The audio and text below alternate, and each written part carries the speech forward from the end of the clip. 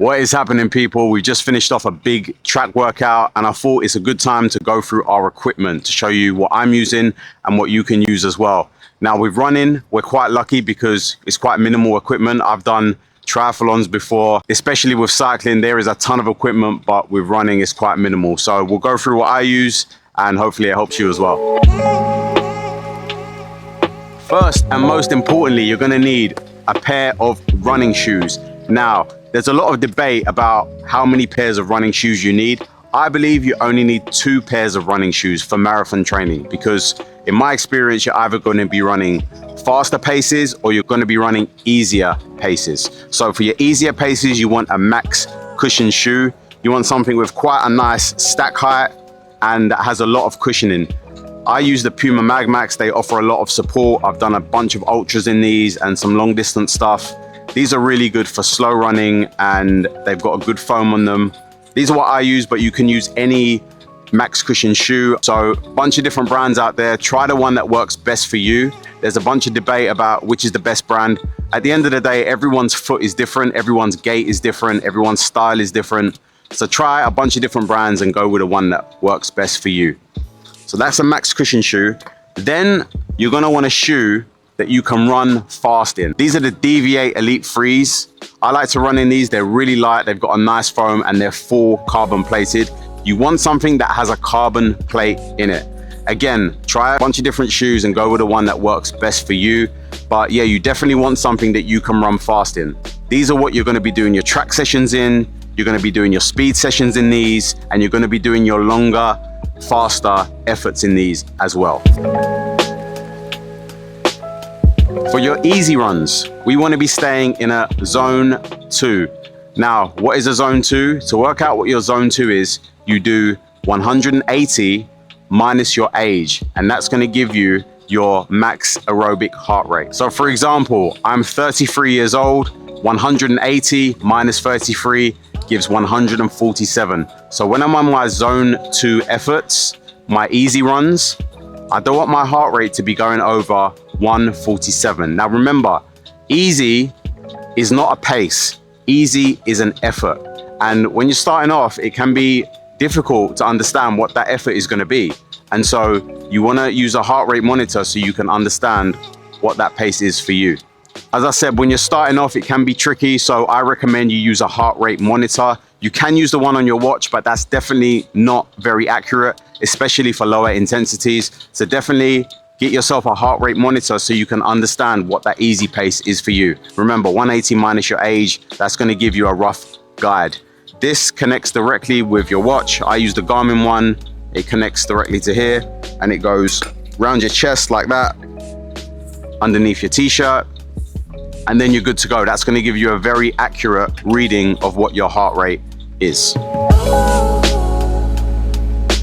Running belt. This goes across your waist and it's very handy for carrying your phone, your keys, gels as well. It can be tricky to have your phone in your pocket. It's going to bounce around a lot. So when you're going to be out on runs where you don't have access to maybe putting your phone down, you can have this and it just goes around your waist and it keeps everything nice and snug. You definitely want to practice using one of these because on race day, you're going to want a place to be storing your nutrition and your gels. So definitely experiment with these before race day to make sure you find one that fits right for you. Because if it doesn't fit properly, what's going to tend to happen is it can bounce around a lot. So you have to make sure you've got one that's nice and snug.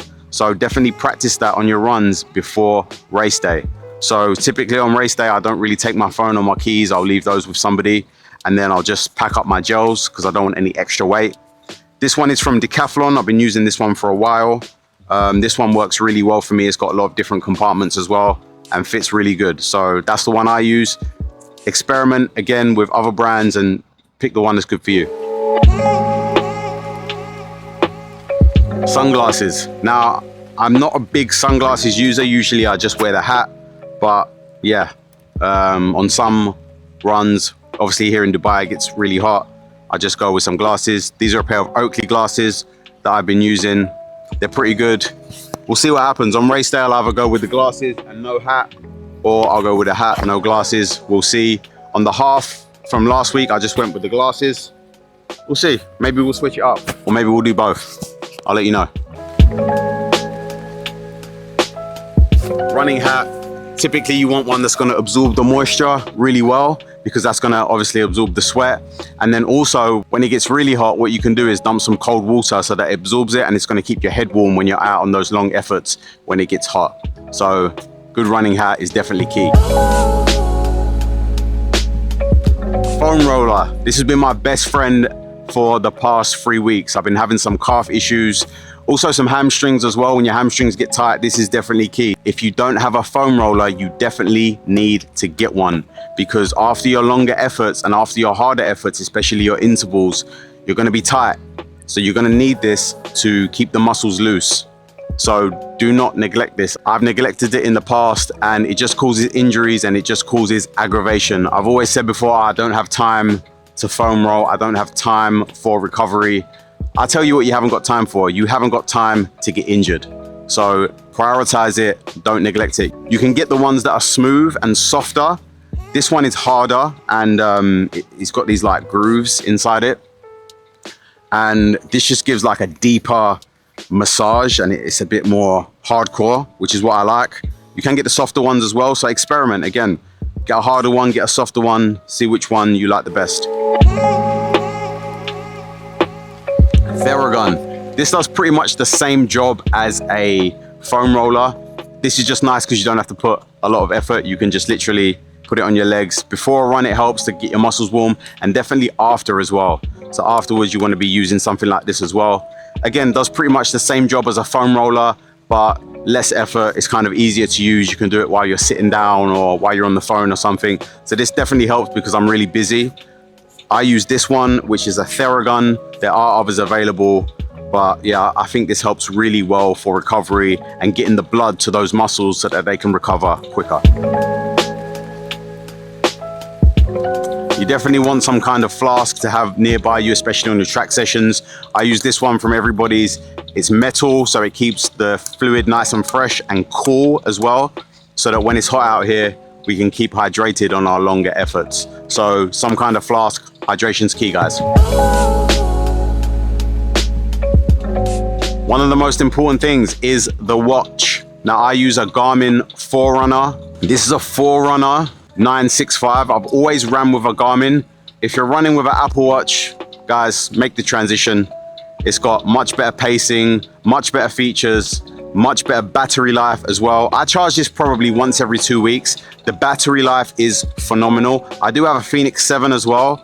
It's a little bit nicer and a little bit heavier, but I just like the battery life on this, guys. That's what I'm after. It gives me all the same metrics, does the same thing. I recommend this one because it's lighter and good battery life. It gives you everything that you need. This is key. Again, make the investment, guys. If you're running with some kind of smartwatch, Apple Watch, Samsung Watch, guys, forget it. Invest in one of these and you won't regret it. Another reason why these watches are great is that you can program in your workouts. So for example, all of my workouts, all of my runs are programmed into the Garmin app, and then it just connects with your phone. These are mine from last week. So these are my mile repeats. I can put in the pace, I can put in my rest time, I can put in the warm up, the cool down. Very, very helpful. And it just connects with your watch and it will tell you what to do in real time, guys. So this is one of the reasons why I love Garmin, and one of the reasons why I've been using it since I started. By the way, I'm not sponsored by them. I just really believe in the brand. It's really helpful. I couldn't think of any other way to do my workouts. Okay guys, there you have it. That's the equipment that I use. The key here is to find the equipment that works best for you. So make sure you try a bunch of different brands, bunch of different variations, and go with the one that you feel the most comfortable with.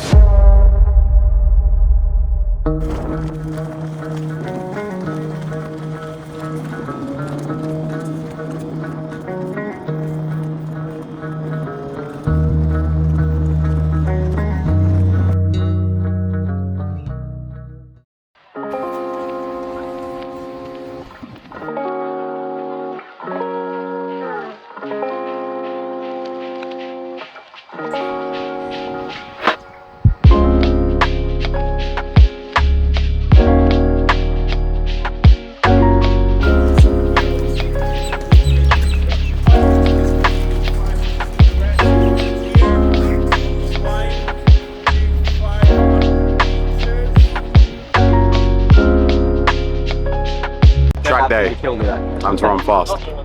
Today I'm running with George. He's going to explain the workout. I'm doing something a little bit different today. It's going to be a little bit speedy with less recovery. So he'll tell you what the workout is. So today, me and Everin are going to do 10 by 800. So we're going to hold 355 for the 800s, but then we're taking a 200 meter recovery float. We've got a strict pace there. We're going to try and hold 5 minutes to kill on that recovery float. So there's no rest at all. It's either 800 meters at 355, 200 meters at 5 minutes a K. We do that 10 rounds, so 10K total, no rest. So you're well hydrated and fueled? Yeah, I'm good to go. So the pace isn't as like full out, but there's basically no recovery. So it's gonna be the only recovery is that 200 meter float. So let's see if we can hold the pace. Here we go. Right, wait, so hold on. Stay in there, Is everyone ready to go?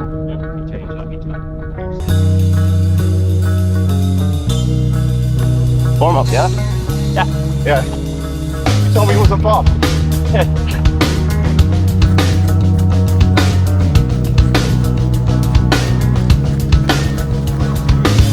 All the tension in the world today, all the little girls filling up the world today. With the good comes the bad comes the good. But I'ma live my life like I should.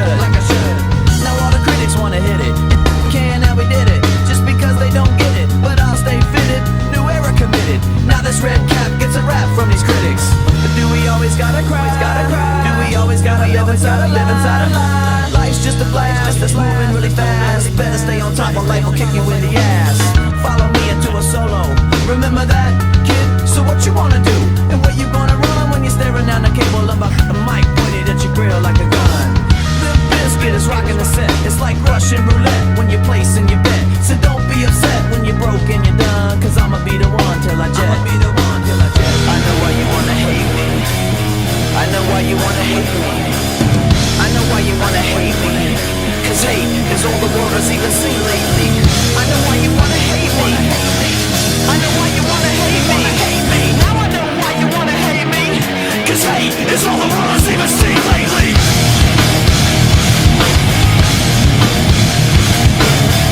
And now you wanna hate me. Cause hate is all the world has even seen lately.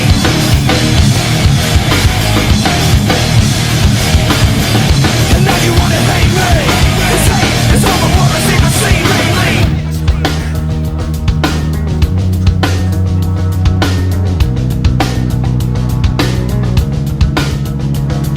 Does anybody really know the secret? Or the combination for this life and where they keep it? It's kinda sad when you don't know the meaning. But everything happens for a reason. I don't even know what I should say. Cause I'm an idiot, a loser, microphone abuser. I analyze every second I exist. Big sesh. It was nice, man. It was nice. The average pace 4:07. Overall, right? Yeah, overall it was 10K of running. I was holding 355 for the 800 and then So we're hitting sub 5 minute float. 308, 309 for each 800 and Yeah. then 58 seconds for the float. Yeah, it was nice. Consistent, it was good. This is so reassuring because like 6 weeks ago I was telling him, like we were chatting through like the fast bits. 6 weeks ago I would have never been able to talk through those. No. We ain't gotta overcomplicate this shit. If you run faster, you get faster.